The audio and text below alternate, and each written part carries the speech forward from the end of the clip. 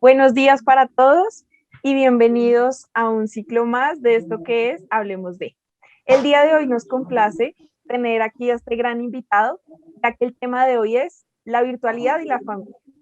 No siendo más, le damos paso a él para que se presente. Bueno, ¿qué tal? Un saludo para todos y todas los que están viendo esta actividad y este espacio. Pues primero pues agradecer a la compañera Sara y la compañera Marcela que me invitaron muy amablemente aquí al espacio y pues que decidí pues participar y acompañarlos porque digamos que siempre es chévere darse la oportunidad de conocer nuevas personas y charlar siempre alrededor de estos temas que nos interesan tanto y sobre todo a nosotros como docentes, que es la educación.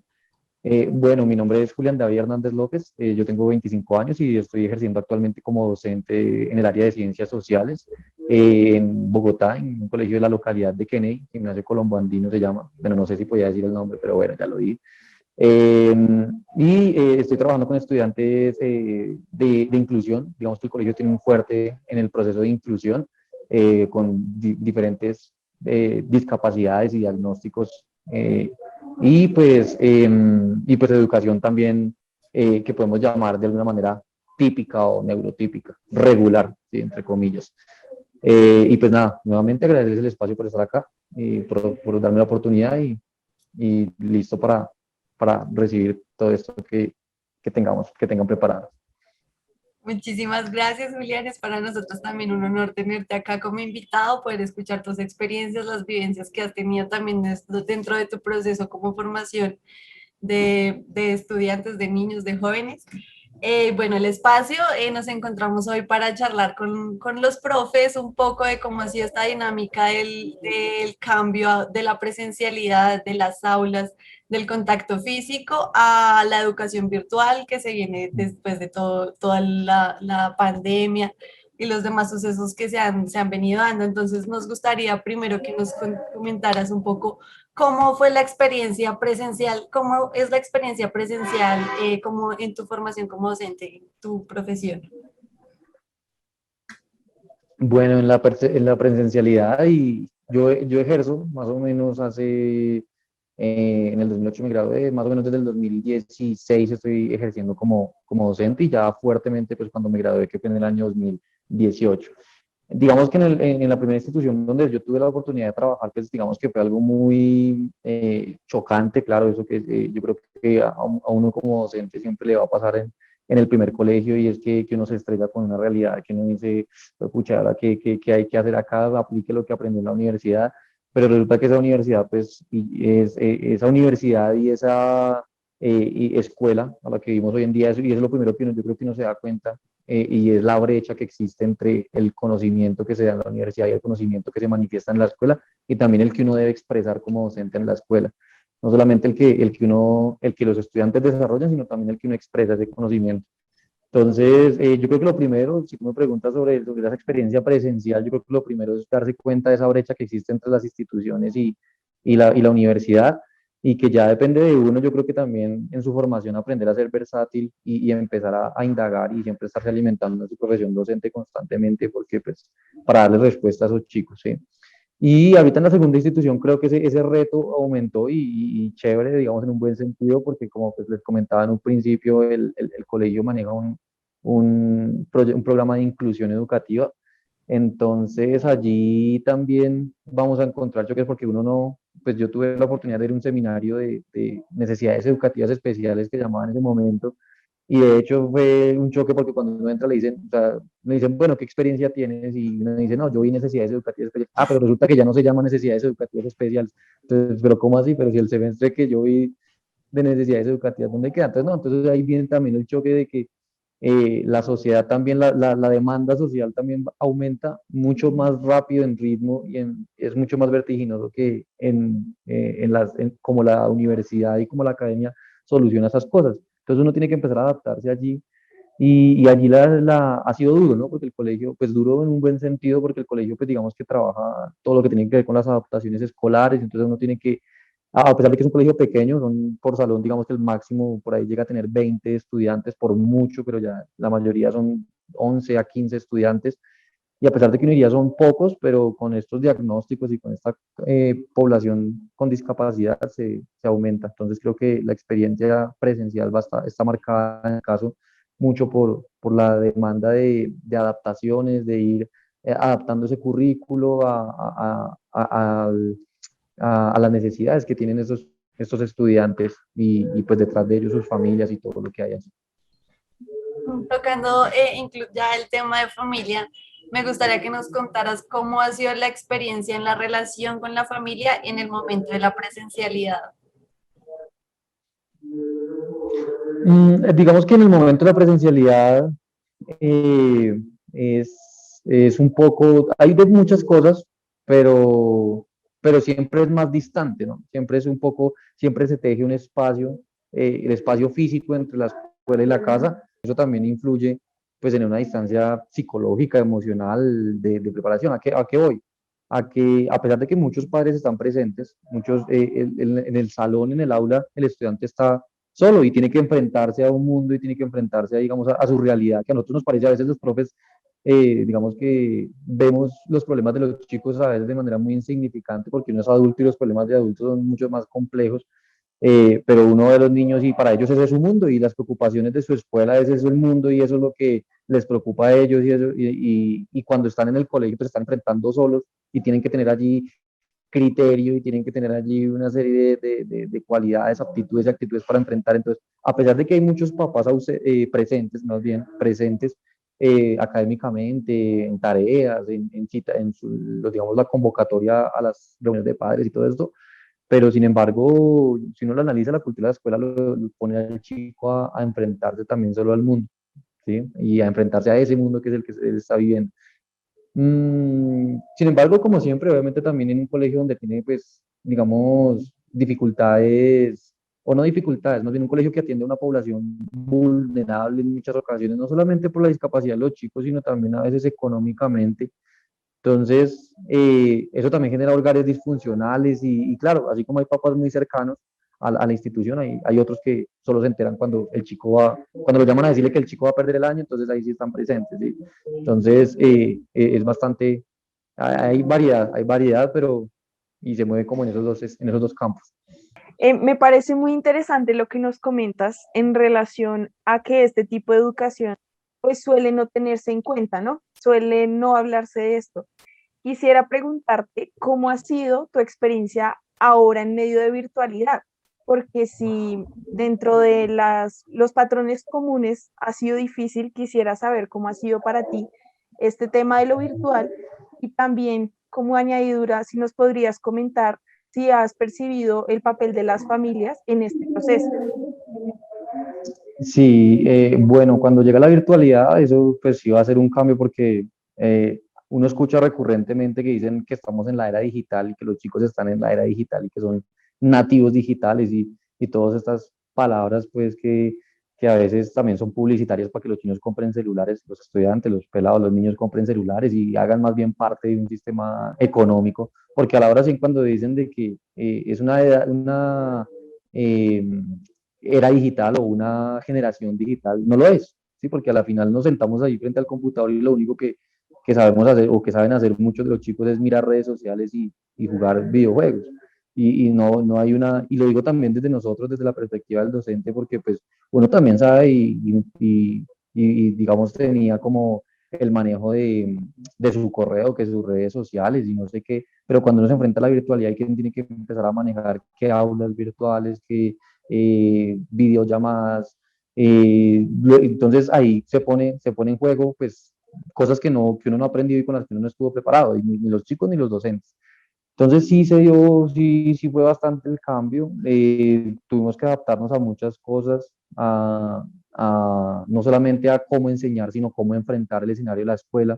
Entonces como que a cada paso que uno da surge un nuevo elemento. Entonces así experiencias que yo tuve, por ejemplo, fue el hecho de que empezaron las primeras, digamos, luego de 2 meses por ahí de empezar la virtualidad total, eh, los chicos, y en saboteos, ¿no? Saboteos de las clases, entraba gente que no era propia de la clase, ponían videos de carácter, bueno, algunos humorísticos, los más suaves no pasaban de los humorísticos y de las burlas hasta pasaban por el gore, pasaban por el porno, pasaban por todo, ¿sí? Entonces interrumpían la clase y generaban allí unas dinámicas fuertes y entonces uno también empezó a adaptarse a eso. Entonces, ¿cómo podemos evitar de que, cómo podemos brindar la seguridad, ¿no? Además, porque estamos tratando con niños y uno no sabe quién entra un desconocido grave y tome, entonces estos peladitos empiezan, los papás empiezan y ahí empezamos a involucrar a la familia. La familia yo creo que se involucró mucho y para ir conectándolo con la pregunta que tú me haces, la familia se involucró mucho más y creo que eso fue algo también que yo creo que no nos esperábamos y era que ya uno no le dictaba clase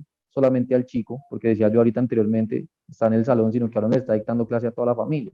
Entonces, lo que uno está diciendo no lo está escuchando solamente el chico, sino que lo está escuchando toda la familia allí. Entonces, el pasar por hechos como llamarle la atención a un pelado, si uno no es asertivo en el lenguaje que usa, la persona que está escuchando está diciendo, uy, usted está siendo grosero con el estudiante, esto está, ¿sí? El hecho de tocar ciertos temas sensibles, ahorita cuando fue lo del padre, bueno, todavía que estamos en esta situación del paro nacional pues uno como en mi caso de docente de ciencias sociales, que uno trataba de tener cierta distancia, pero es inevitable que los chicos le pregunten a uno, profe, ¿usted qué opina de esto? Entonces uno, bueno, listo, empezaba a hablar, pero entonces tocar unos temas sensibles que a la familia no, que la familia está escuchando y que en el caso de mi colegio sí hubo algunos llamados de atención por parte de algunos padres de familia, sí, sobre los temas.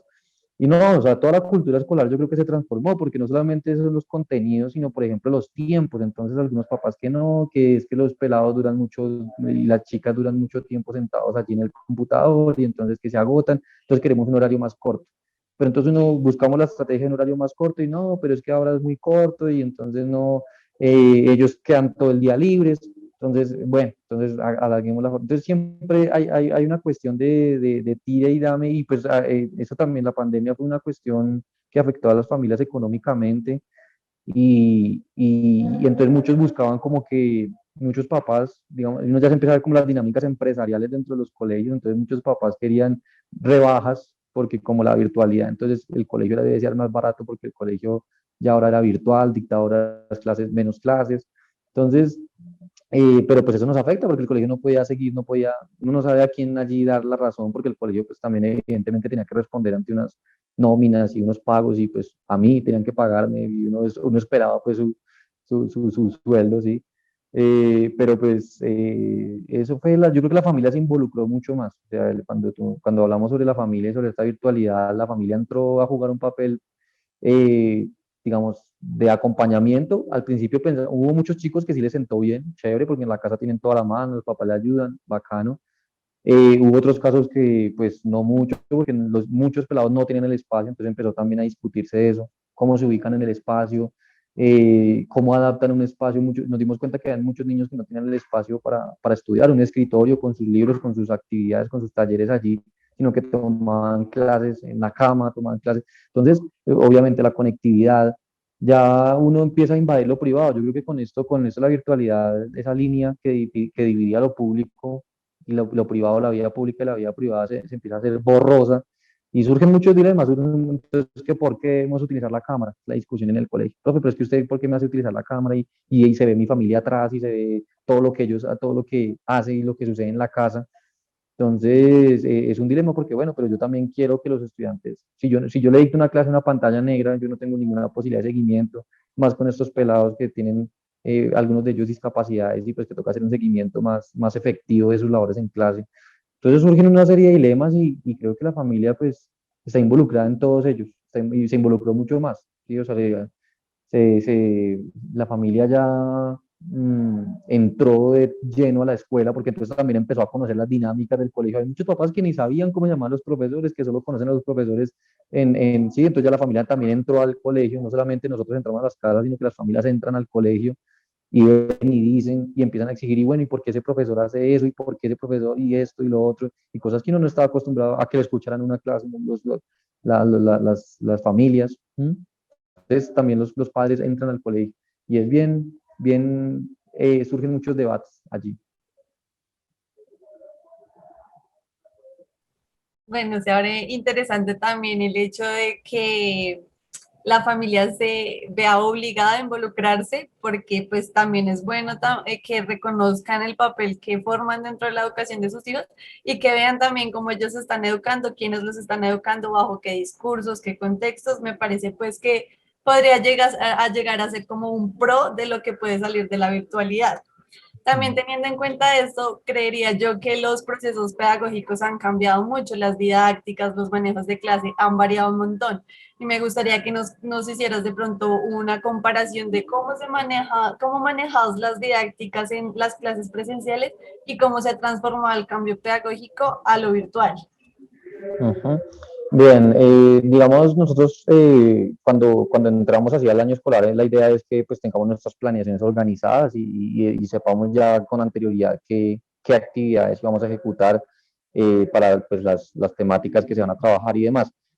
Digamos que cuando estuve presencial, pues tenía la posibilidad de pensar de un espacio, se puedan inventar juegos, actividades físicas, tratar de involucrar diferentes formas de aprendizaje, ¿sí? Entonces, de manera auditiva, no sé, videos, visual obviamente, ya trabajos más de socialización, de que salir al parque, porque pues allá le dicen, bueno, si se quiere salir con los chicos un momentico al parque, hacer una actividad ya, listo, chévere, entonces uno salía y todo. La virtualidad al principio nos tomó por sorpresa, yo creo que a muchos y a mí también, y entonces empezó primero inicial, lo primero no fueron las ideas, lo primero fue un bloqueo como fue, pucha, ¿yo qué hago y qué estrategias? Empezar a mirar mi cuaderno de clase allí en la universidad, de los pequeños seminarios que hicimos sobre educación y tecnología, y entonces lo primero fue como un bloqueo, como, bueno, ¿yo qué voy a hacer? El colegio, digamos que brindó algunas capacitaciones, no muy extensas, no muy amplias, pero pues que de pronto le abrieron a uno la visión de lo que es la educación y de todos estos campos de la virtualidad. Pero pues lo que te decía yo en un principio, uno también parte de la labor docente es actualizarse y hacerse competente en todos los escenarios y pues nada, tocó empezar a preparar y a mirar qué estrategias se hacían, qué didácticas de pronto dentro de lo que yo conocía, qué cosas puedo manejar. Entonces, por ejemplo, si tú me preguntas de alguna estrategia didáctica, por ejemplo, en geografía, algo que me sirvió mucho y que me pareció muy curioso, hasta a mí me embobó eso ahí, me ponía yo a aprender con los mismos pelados, fue, por ejemplo, el Google Street View. Esa es una herramienta que hace mucho tiempo ya existe, el Google Street View, entonces que la gente caminaba y si uno buscaba una dirección, poder entonces visitarla y mirar cómo para qué estación de Transmilenio me servía, o bueno, no sé, alguna situación así. Pero ya con esto de la virtualidad que ya tenía por una temática, entonces dije, bueno, vamos a trabajar, por ejemplo, el continente europeo en geografía y demás, y entonces empezamos a mirar las ciudades y nos metíamos allí en Google Street View y hacíamos unas caminatas y toda la vaina, entonces hay que conocer los lugares, lo mismo aquí en Bogotá, obviamente utilizando el Street View para todo, y uno decía, bueno, mire, esas herramientas que uno conocía ya con anterioridad, eh, en este momento se hicieron ya, como que evolucionaron, ¿no? Como que ya toman otro sentido y por fin se les puede dar otro lugar y otro valor. Yo no sé, antier me reía a veces con unos compañeros que me encontré y me decía muchas cosas con las que uno luchó en la universidad o contra lo que uno fue muy crítico, en este momento se hicieron casi que necesarias. Entonces nosotros luchábamos mucho contra el hecho de los celulares, de la tecnología, que los chicos nos llevaran ahorita un celular o sea, ahorita yo estoy alternancia, ¿sí? Entonces hay unos chicos virtuales y unos chicos presenciales, y por ejemplo para mí que lleven el celular y que tengan sus celulares ahí, pues me ayuda bastante, porque yo cogí, les envío a los chicos un documento, les envío una imagen, un video a los que están en virtualidad, y los que están en presencialidad, entonces les comparto de mi internet un momentico y que utilicen sus celulares y busquen allí. Entonces ahora sí necesito, bueno, y para la próxima clase que van a hacer, van a traer sus celulares y vamos a, o sea, yo no me imaginaba que en algún momento yo iba a decir esas cosas, ¿sí? Traigan sus celulares y vamos a hacer esto, ¿sí? Entonces, los juegos, aplicaciones que uno creía de pronto, y también Internet se empezó a llenar de eso, ¿no? Entonces se volvieron muy populares el Kahoot. Entonces, por ejemplo, Kahoot yo creo que muy poca gente de pronto lo utilizaba y de momento eso se empezó a llenar y allí hay juegos para todas las asignaturas y también la gente empezó a producir conocimiento en pro de esa virtualidad. Entonces, no solamente fue uno como la usa, sino también que hubo una producción también allí de herramientas didácticas para el aprendizaje. Eh, y también uno empieza a exigirle a las familias un poco, ¿no? De ahorita que rompíamos y relacionando estas dos cositas, uno se empieza a meter a la familia por ejemplo, empezar a exigir a la familia una conectividad a Internet. No decían tanto que luchaba uno en la universidad, decía, no, pero no todos tenemos el acceso, hay que ser inclusivos, mire que el Internet y no sé qué. Pero ahorita, pues, pucha, necesitamos que la familia ponga el Internet, que así sea, vaya donde el vecino y que si no tiene Internet, que pida al vecino el tiempo para estar que su hijo vea clases. O sea, necesitaban una conexión a Internet de alguna manera. Entonces, es fuerte porque suscita debates, lo que uno de pronto en un momento criticaba, después se le hizo necesario, y pues digamos uno no puede caer ahí en dogmatismos tampoco, sino que tiene que ser también muy versátil.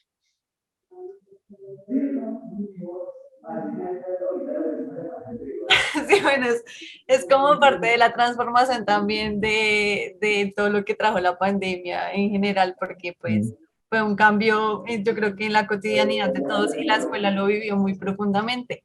Y es importante resaltar que también tiene sus contras que fueron muy chocantes al principio y al momento de llegar acá, pero ha evolucionado y ha podido dar tal vez muchas cosas a favor también de los procesos pedagógicos de los niños y las niñas, teniendo en cuenta que si manejan la tecnología, si tienen un celular todo el tiempo, pues en vez de quitárselo, es importante aprovecharlo y Ujú. sacarlo como herramienta pedagógica de allí. Julián, me parece muy interesante todo lo que nos has compartido el día de hoy. Me parece importante también escuchar a los docentes porque siento que a veces también el imaginario es que no la sabemos todas y que debemos responderle a todo y pues a veces no. Y creo que parte de este cambio pues no solo ha sido para los niños y las familias, sino también para nosotros. Dentro de lo que nos compartes, me parecería muy valioso que por favor nos compartas un consejo para tus colegas, para estos momentos de adversidad que aunque ya comienzan a develar un orden, igual tenemos ahí unas fluctuaciones en el cambio. Y también un consejo para los estudiantes y las familias que también nos ven en este momento. Claro, claro que sí.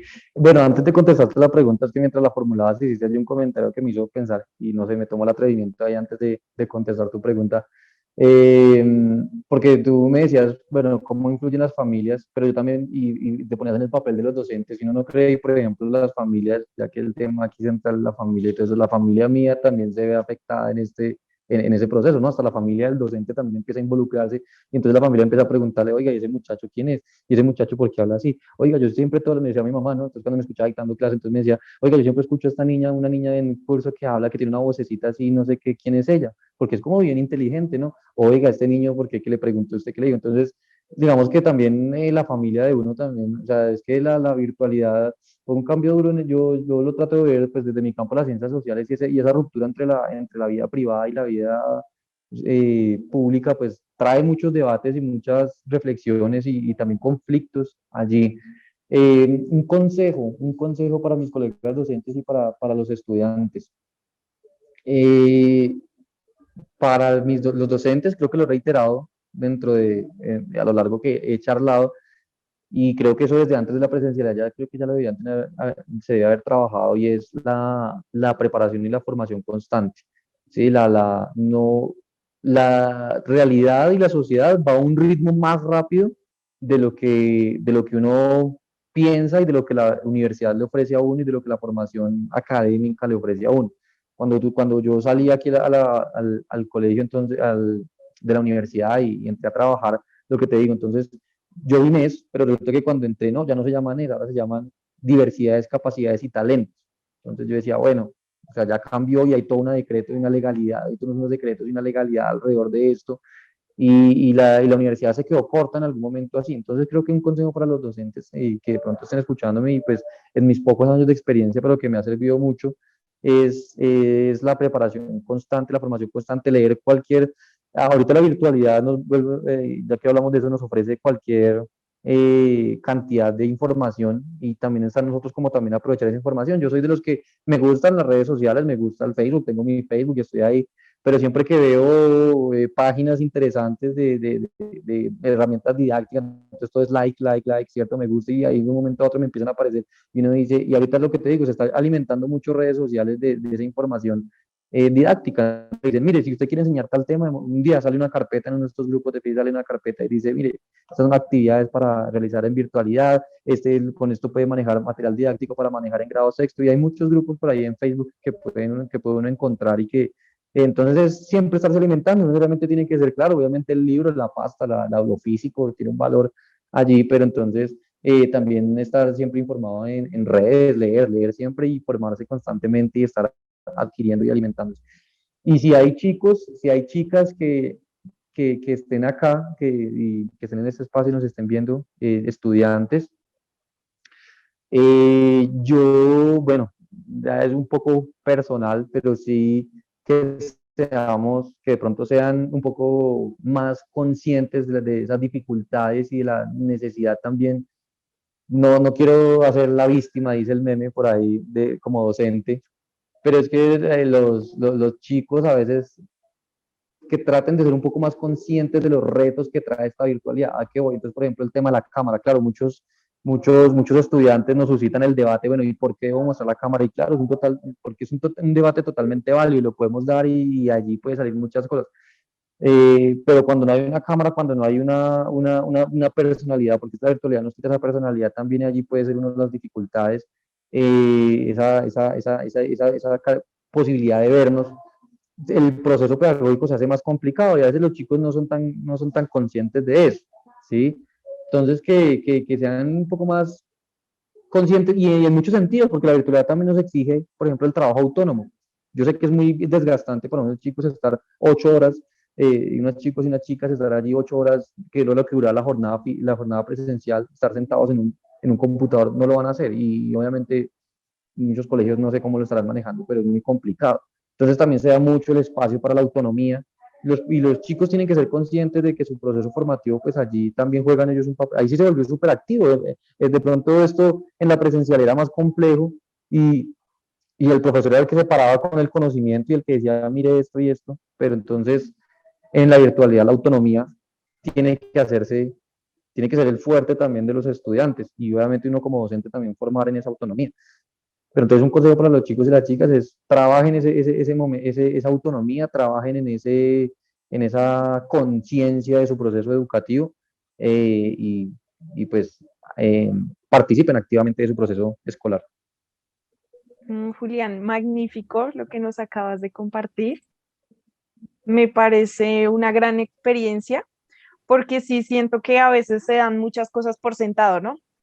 Maestros, damos por sentado que los padres pues van a estar ahí, damos por sentado que los niños también están aquí con nosotros y están bien. Y lo que tú dices, las dificultades que se han presentado para ellos también han sido grandes desde su personalidad, desde la conectividad y todas estas cosas de las que nos habla la realidad tan llena de inequidades que a veces percibimos. Y también, claro está, nuestra realidad con nuestras familias. Se vio mucho que los docentes debían comprometer más tiempo, sus Ujú. familias, quienes son madres o padres, bueno, se dieron unas dinámicas locas, incluso lo que tú decías de esta línea de lo personal y lo público. Yo les cuento que pues yo daba clases con niños de prejardín y yo usaba mi perro, o sea, mis clases eran con mi perrito porque pues ellos son muy dispersos y era el reto de, bueno, ¿yo cómo hago para que pongan cuidado? Pues no, mi perro se jugaba toda la clase y ellos también llamaban a su perro, traían su peluche y pues eso también hace parte de la pasión, ¿no? Porque pues no todos estamos tan bien, los profes también tienen su personalidad y no todos son tan abiertos. Entonces, muchísimas gracias por este espacio. Ha sido todo un deleite escucharte. Bueno, yo tengo una última pregunta antes de que cerremos que me causó también como curiosidad desde el proceso de Julián y es sobre todo la experiencia virtual con los niños y niñas que presentan alguna discapacidad, porque considero yo que es un tema completamente distinto a manejar un aula con, pues, con la normalidad del Ujú. estudiantado. Entonces quisiera saber más o menos cómo es ese proceso con ese tipo de estudiantes.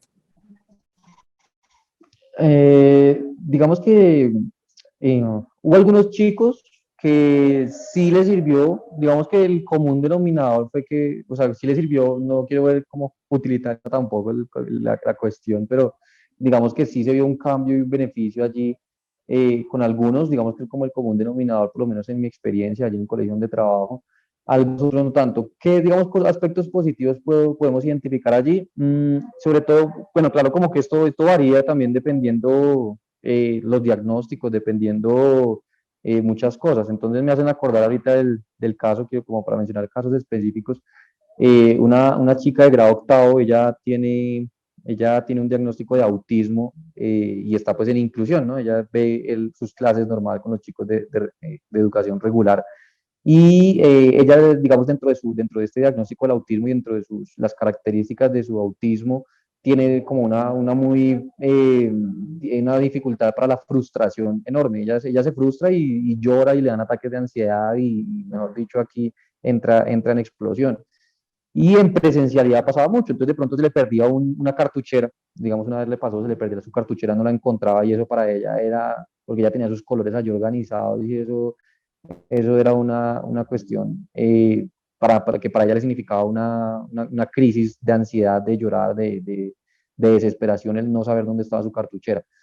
Allí en la casa, pues ella tiene toda la mano, ella tiene su espacio organizado, nunca le va a faltar su cartuchera, nunca le van a faltar sus colores, nunca le va a faltar su lápiz, su mamá está ahí apoyándola, ¿sí? Entonces, para ella es una de las chicas que en virtualidad tuvo una evolución tremenda y ahorita es una de las chicas más pilas que yo tengo en grado octavo, que supera por mucho en muchas cosas a los estudiantes de educación regular. Y creo que digamos que el común denominador fue ese.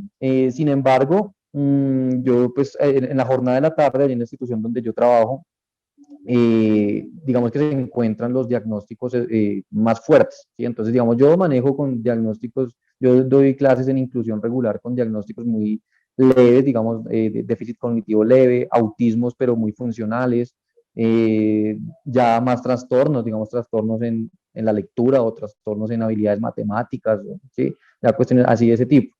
En la tarde, en la jornada de la tarde, sí ya hay un campo como tal de educación especial donde trabajan con chicos con síndrome de Down, que trabajan con chicos con autismos más profundos, que trabajan con pues algunas discapacidades físicas, déficits cognitivos más profundos también, moderado, ¿sí? Entonces sí me he dado cuenta y con ellas viendo en algunos acompañamientos que he hecho con ellas, digamos que para ellas sí se les volvió un poco más complejo, porque entonces los papás están allí cuando hablamos del tema de la familia, y entonces los papás, una profe me decía muy enojada, pero me daba mucha risa, ella me decía, no, ese papá está aprendiendo muchísimo, mejor dicho, ese papá, le voy a dar el diploma al papá, porque es que está aprendiendo, ese señor está feliz ahí aprendiendo. Claro, entonces los chicos están ahí en el salón y los papás y los demás deciden ayudarlos y la profesora pregunta algo o quiere hacer algo, entonces ellos son siempre contestando por los niños, les dan las respuestas, en las evaluaciones les ayudan, o sea, el papá es el que estudia, cuando la profesora pues obviamente nunca lo solicitó pues también el ideal es que los chicos participen sola de eso. Entonces es una vaina ahí que se vuelve súper compleja porque para algunos, para mí fue bueno, para otros no tanto, y pues también lo que te digo, también dependiendo de los diagnósticos, porque entonces en mi caso habían algunos diagnósticos más introspectivos, algunos, por ejemplo, hay un chico en grado noveno con un autismo, pero es un autismo, es funcional igualmente, pero como eso es un espectro tan amplio, pero entonces digamos, este chico es más introvertido, es más metido en su cuento, entonces él, por ejemplo, no habla en clases, sino escribe por el chat, no es muy bueno, pues dentro del autismo es muy difícil que establezca relaciones sociales tan sencillos y pues ha sido complejo porque él no ha hecho amigos, no le cuesta hablar en público, le cuesta expresar cuando tiene dudas con el profesor y de manera virtual pues menos. Hay veces que el niño pues está, claro, hay unas adaptaciones, ahí uno trata de cómo adaptar las clases y llamar su atención, pero en modo general esta vez es muy metido allí en su cuento y cada vez más retraído y más retraído. Entonces, pero en el común denominador en general ha sido bueno, ha sido la buena la experiencia que los papás, además porque los papás también que se den cuenta que, o sea, no quiero sonar fatalista y obviamente no quiero sonar, tengo todas las mejores intenciones con estos chicos, pero hay algunos diagnósticos que uno de verdad dice hasta aquí, o sea, no, para el chico puede ser un elemento de frustración poner a un pelado que no tiene ciertas capacidades o que se le dificultan ciertas aptitudes y decirle que vaya y se meta a un grado 11 donde tiene que hacer una tesis, donde tiene que hacer un montón de vainas y es frustrar al pelado, el pelado se va a sentir frustrado o la pelada se va a sentir frustrada y pues es peor. Entonces hay pelados que hay que decirles, hay chicos que hay que decirles, solo lo vamos a tener hasta noveno y pues allí ya se le entrega su diploma de noveno y pues lo siento, ¿sí? Entonces a veces los papás también no son conscientes de eso. Entonces no son conscientes del diagnóstico de su hijo, ellos quieren que su hijo se vuelva el bachiller y se vuelva profesional cuando ese chico me pasó el año pasado, un pelado que tenía según el diagnóstico médico, tenía déficit cognitivo leve, pero a la hora de trabajarlo, bueno, el diagnóstico médico ya tenía como 4 años de habérselo editado y ese diagnóstico se tiene que renovar a cada año, pues para cada año escolar se tiene que entregar un nuevo diagnóstico y según lo que nos decían las orientadoras de ahí del colegio, ese chico ya estaba por un déficit cognitivo moderado, mucho más amplio que el leve, ¿sí? Entonces ese pelado no tenía, pero el papá llegaba y decía que no, que es que él quería llevarlo a 11, que sí, que es de inclusión y peleó, y eso mejor dicho, querían tutelar al colegio porque le estaban negando el derecho a la educación y quería que lo metieran a 10º y 11 porque él quería ver a su hijo graduarse con su diploma de bachiller. Y eso era lo que veíamos en las reuniones, que él quería y él soñaba con ver a su hijo con el diploma de bachiller. Pero este pelado tenía un montón de dificultades, que matemáticas, en la lectura, en la concepción del tiempo. Él hablaba de mañana, o sea, como con 18 años que tenía casi ese pelado, y él hablaba de ayer por referencia a mañana, ¿sí? Entonces, pues a él tocó decirle, no, no se puede, o sea, se tiene que buscar otro elemento de educación, otro tipo que no sea la educación formal de la institución del colegio, sino una educación pues para el trabajo, puede ser donde él aprenda y desarrolle habilidades del trabajo y se vuelva un poco más independiente, ¿sí? De acuerdo a sus capacidades.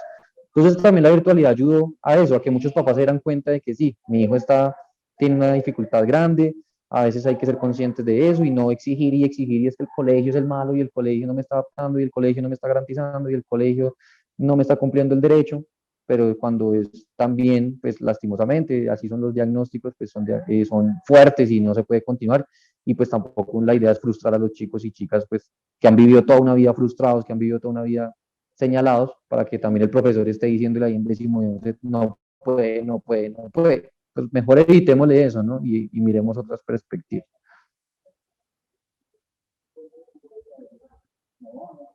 Interesante el hecho de eso de que no, pues no puedan continuar también según diagnóstico, no estaba como muy enterada del tema tampoco y me parece interesante y un poco, no sé, me consterna también el hecho de que pues sí se les niegue el hecho de estudiar sobre todo, pero es muy entendible que en una institución tradicional y normal va a ser muy complejo un proceso en el que solo importan los resultados en dichas materias que puede que ni siquiera sean útiles para la vida cotidiana del Exactamente. estudiante. Entonces, bueno, complejo ese pedazo. Me pone un Digamos, poco- digamos ahí, qué pena te complemento, porque digamos, hay muchas, pues las educadoras especiales eran las que más peleaban por eso, y ellas decían eso, es que, ¿de qué le decirle a un chico, a este pelado, por ejemplo, pues no le, ¿para qué quería adquirir ese conocimiento trigonométrico y de cálculo en grado 11, que era con las áreas que más dura le iba, ¿cierto? Si ya sabíamos que, o sea, se veía bien, evidentemente que el chico no adquiría este proceso y era frustrante para él y lo hacía sentir mal, entonces lo que le sugerimos a este papá fue, mire, en la tarde tenemos unas aulas especializadas, ¿cierto?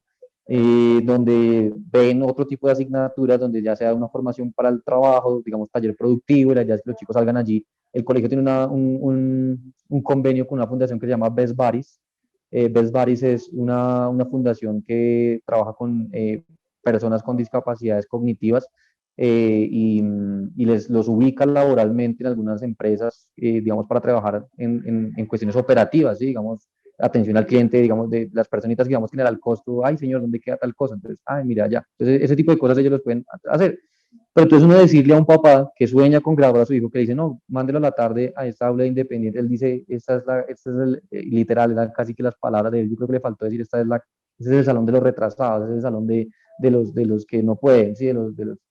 ¿Sí? Entonces, también en esa inmersión imaginario de que si no se recibe su grado de su bachiller de 11, entonces no es nadie, ¿sí? El papá, era más el deseo del papá, él era el papá el que quería recibir él quería tomarse la foto con el diploma, ¿sí? Sin pensar en su hijo y demás, y pues se le ofreció esa posibilidad y él la negó totalmente, dijo que no quería tener a su hijo en una jornada con los niños especiales, que decía él.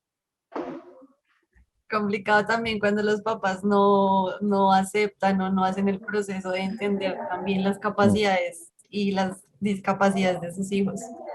Y Ujú. bueno, Juli, muchísimas gracias por estar acá. Ha sido demasiado interesante todo lo que nos has contado. La perspectiva académica ha variado mucho también desde la salida de la universidad a el hoy ya, el cambio Sí. presencial. Todo me parece excelente. Muchísimas gracias por estar acá. No, pues nada, esperamos poderte encontrar en otro espacio más adelante. Dale, no, yo con gusto de colaborarles, cualquier cosita me están contando y lo que sea para charlar y abrir espacios, genial, y muchas gracias por la invitación. Gracias, Julián. No, a ti, Sara, muchas gracias por el espacio y por recibirme acá. Con todo gusto. Muchas gracias a todos los que nos ven aquí. Estamos muy pendientes de sus comentarios y nos veremos en la próxima entrega de esto que ha sido Hablemos de.